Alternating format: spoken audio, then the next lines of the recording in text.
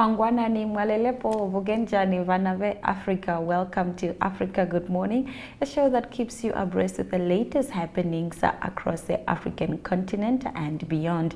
My name is Aina Raiza Kweyo alongside Glenora Shipura. How are you?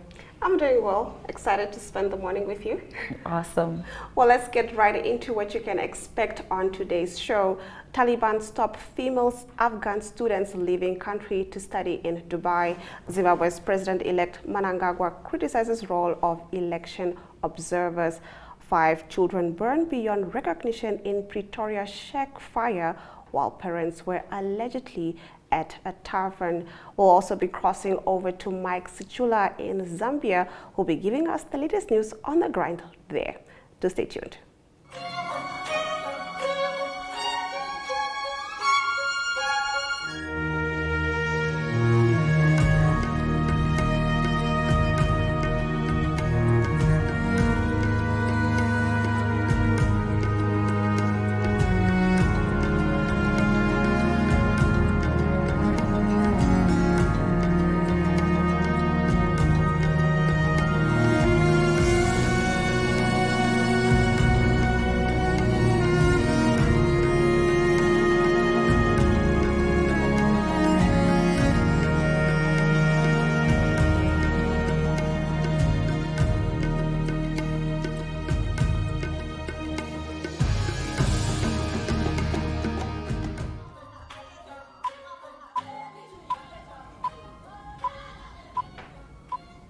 In our top story this morning, Taliban stop female Afghan students leaving country to study in Dubai.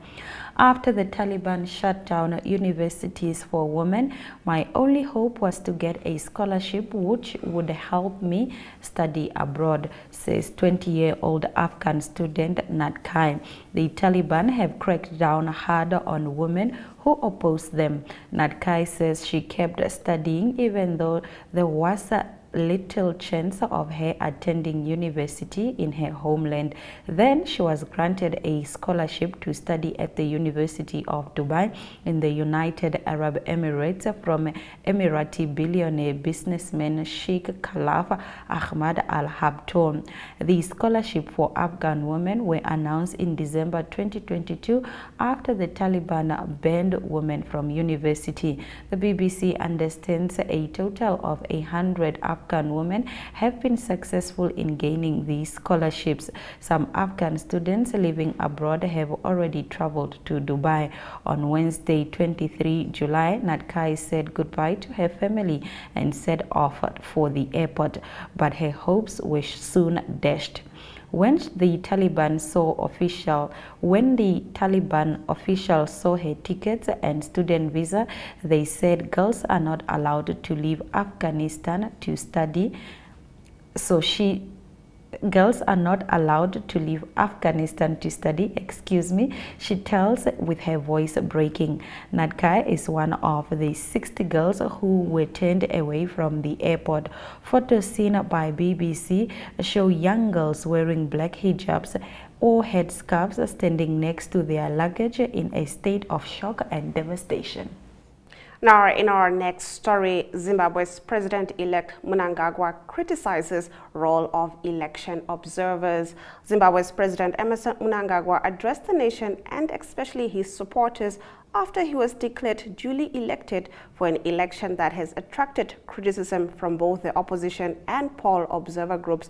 Mnangagwa won 52.6% of the ballots against 44% for the main challenger, Nelson Chamisa, according to official results announced by the Zimbabwe Electoral Commission. There are no winners or losers, but one united people of Zimbabwe. Thus far, we have shamed our detractors who wish to see us divided and in turmoil. We shall forever remain a united, peace-loving and resilient people, Mnangagwa said. Now, observer missions from the European Union, Commonwealth and the 16-nation Southern African Development Community listed a number of concerns, including the banning of opposition rallies, issues with the voters' roll, biased state media coverage and voter intimidation. Mnangagwa, on his part, criticized the observers on their roles, I don't think it is in the mandate of election observers to interrogate institutions of a sovereign government, the judiciary, the legislature, and the governance. I believe that their mandate is to observe the transparency, peacefulness, and fairness in the conduct of the elections, which I'm happy to say nobody questioned that, said President Mnangagwa. Now, the Southern African country went to the ballot box to elect the president and legislature last week, Wednesday and Thursday, in polling marred by delays that sparked opposition accusations of rigging and voter suppression. In our next story, 5 children banned beyond recognition in Pretoria shack fire while parents were allegedly at a tavern. 5 children between the ages of 1 and 7 were banned beyond recognition when a fire ripped through 6 shacks in the Iterelenga informal settlement, Pretoria. The fire broke out in the early hours of Sunday. City of Tshwane Emergency Services Department spokesperson Charles Mabaso said they received a frantic call just after 4. Firefighters arrived on the scene to find multiple shacks engulfed by fire and immediately started with firefighting operations. The remains of 5 children who were burned beyond recognition were discovered in the ruins of the shacks after the fire was extinguished, added Mabaso. Now, at least 12 dead in Madagascar Stadium stampede. At least 12 people were killed on Friday in a crowd stampede at a stadium in the Madagascar capital of Antananarivo. The Prime Minister of the Indian Ocean National, Christian Nsei, said the provisional tool shows 12 dead and some 80 injured. Nsei told reporters at a hospital in Antananarivo where the victims were taken. Now, the stampede occurred at the entrance to the Buria Stadium, where a crowd of around 50,000 spectators had arrived to attend the opening ceremony of the Indian Ocean Island Games. The cause of the tragedy was not immediately known, but the Red Cross said the toll could climb. There were a lot of people at the entrance, which triggered a stampede. Ansa Mirado, a communications manager with the Red Cross, told AFP. Madagascar President Henry Rajoelina, who was present at the opening ceremony, called for a minute's silence. A tragic event occurred because there was pushing. There were injuries and deaths at the entrance, he said in a televised speech. Wagner mercenaries must swear allegiance to Russia. This is according to Putin. President Vladimir Putin has called on all employees of Wagner and other Russian private military contractors to take an oath of allegiance to the Russian state. The decree applies to anyone participating in military activities in Ukraine, assisting the army and serving the Territorial Defense Unit. He signed the decree on Friday with immediate effect. It comes 2 days after Wagner leaders were presumed killed in a plane crash. In a separate development on Saturday, a far-right of Wagner, known as Rusic, said it was stopping military operations in Ukraine. In a Telegram post, Rusic accused Russia's foreign ministry of failing to protect a founding member of the group who has been arrested in Finland for visa violations and is facing extradition to Ukraine.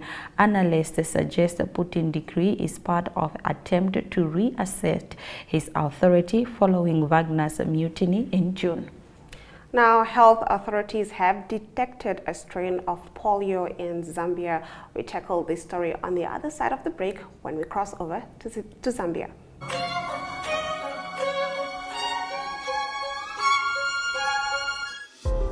Neopaints has established a 67-year Namibian legacy, creating personalized paint solutions that blend quality and innovation for the Namibian people.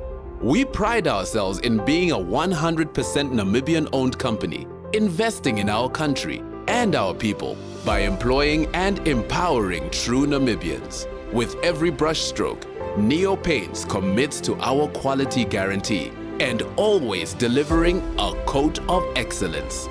At Neopaints, we always stay true to our country. We are as Namibian as you.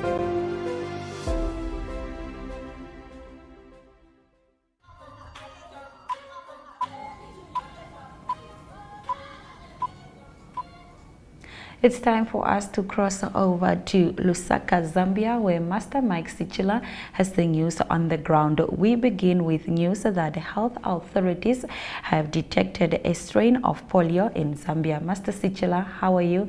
Please continue with this story. Africa, good morning. Thank you very much. Yes, indeed, the Zambia National Public Health Institute has detected a strain of polio in the country. According to the Director General of the Institute, Roman Chieng, he says the institute detected the polio through its water surveillance system, which is the routine process that the undertakes in order to detect any diseases that could be of danger to society. So Professor Chiengi says the strain has not been detected in humans and should not be a worry to members of the general public. So according to him, he says this detection of the strain is good for the institute because it enables the institute to pass on the information to relevant government officials so that they can make funds available in order to contain the polio situation in Zambia. So it is something that members of the public have been told not to worry because the strain has not been detected in human beings. All right. Now moving on to your next story. A delegation from China is in Zambia to explore possibilities of setting up a factory to manufacture electric bicycles. Can you get into the story? Yes.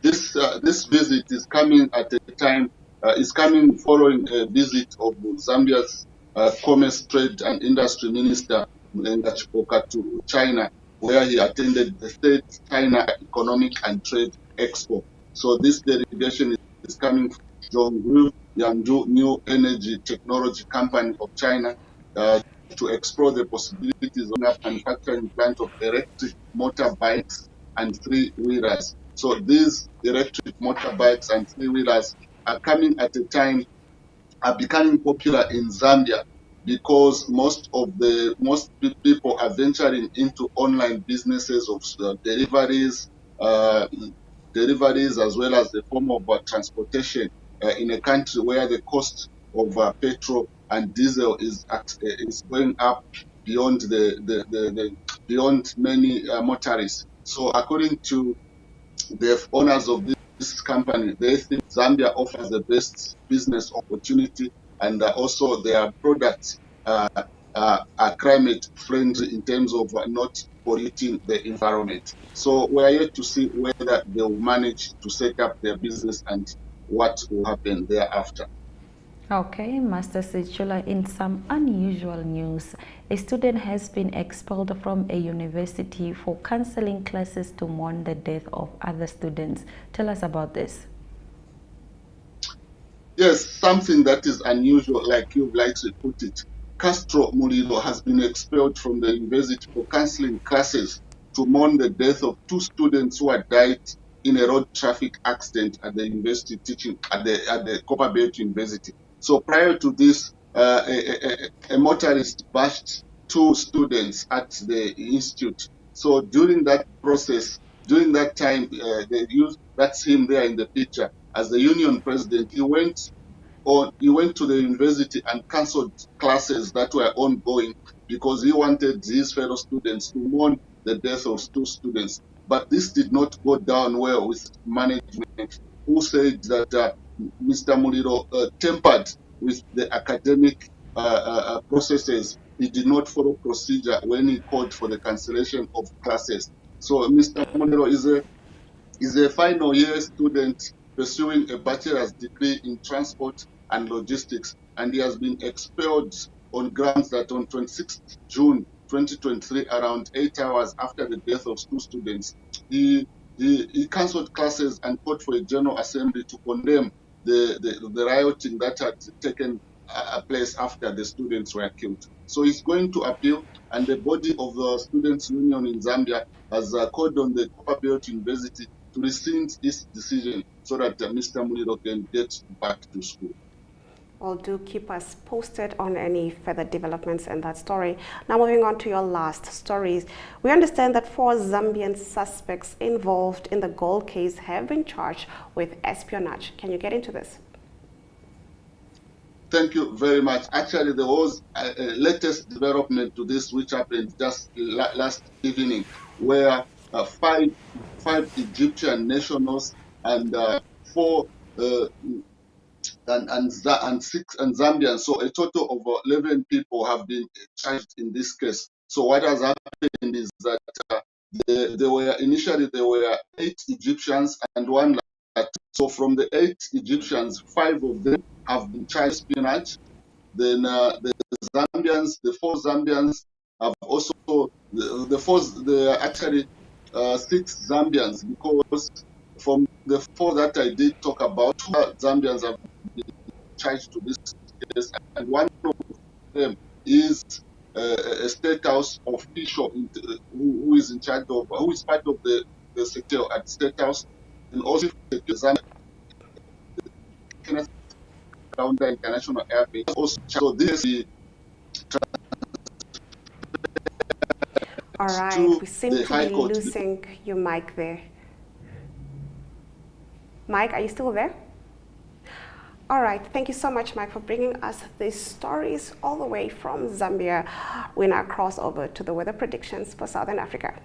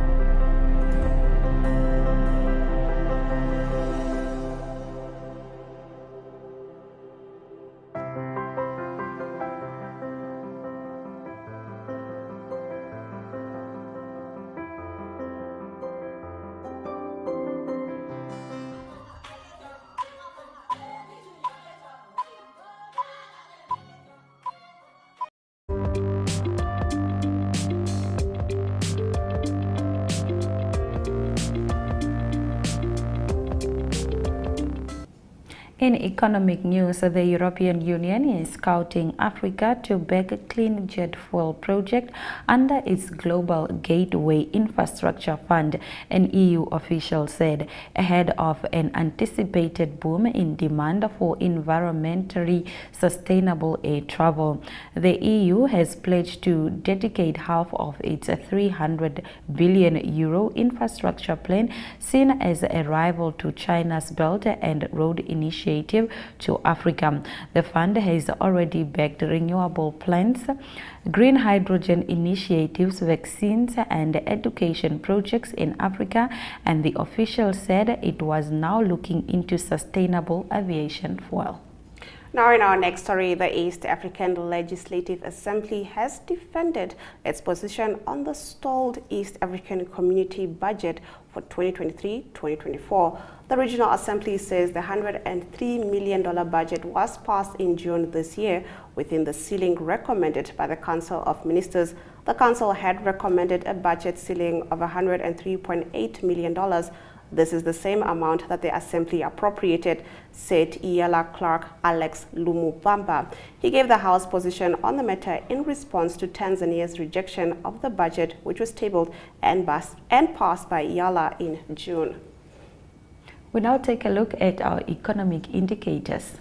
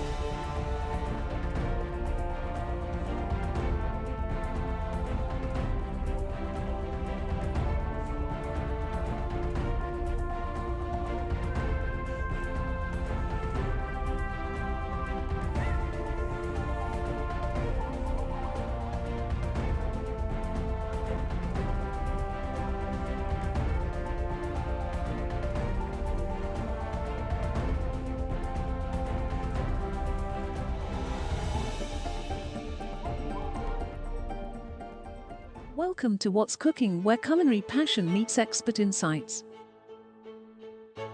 Somebody must really want to cook and want to cook good food. Immerse yourself in the bustling world of professional kitchens as top chefs create mouthwatering dishes. Join us for in-depth interviews as our host explores the experiences and expertise of our guest chefs. Don't miss out. Tune in to What's Cooking on NTV every Friday at 2100 hours and let the culinary adventure begin.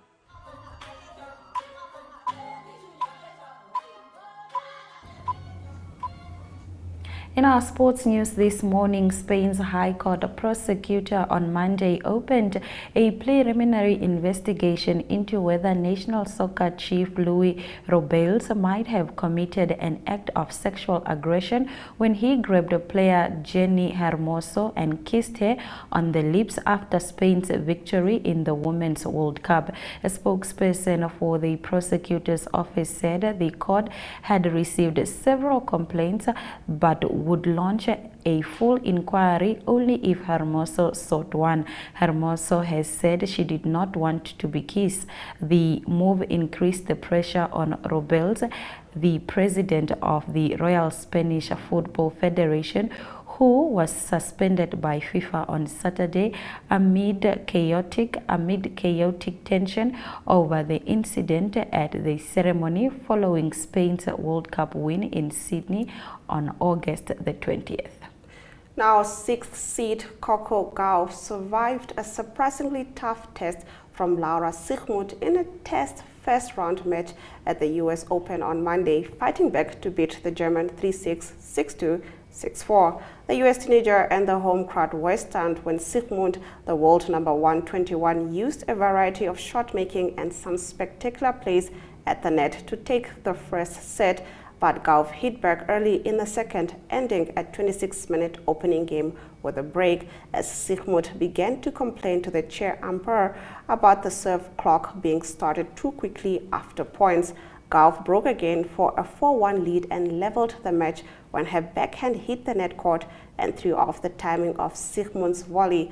The American 19-year-old took control in the third set, racing out to a 3-0 lead and defusing Siegemund's net attack with some lovely lobs. And in our final sports story, Morata scores twice as Atlético thrash Rayo 7-0. An inspired Atlético Madrid humiliated city rivals Rayo Vallecano with a 7-0 demolished job on Monday, with substitute Alvaro scoring twice and midfielder Sol and Rodrigo giving 2 assists each. Atlético took an early 2-goal lead with Anton and Memphis scoring from close range, while Nahol extended their lead in the 36th minute in the counter-attack. Griezmann netted a close-range volley in the 2nd minute from a De Paul cross. We'll be right back with the news highlights from today's broadcast.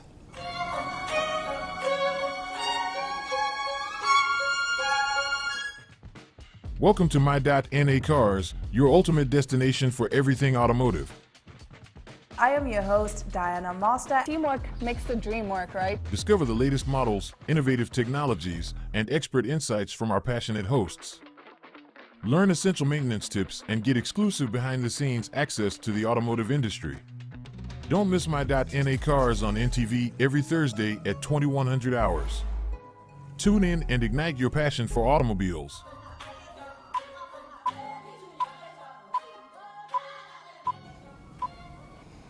Let's have a look at the highlights from this morning's broadcast.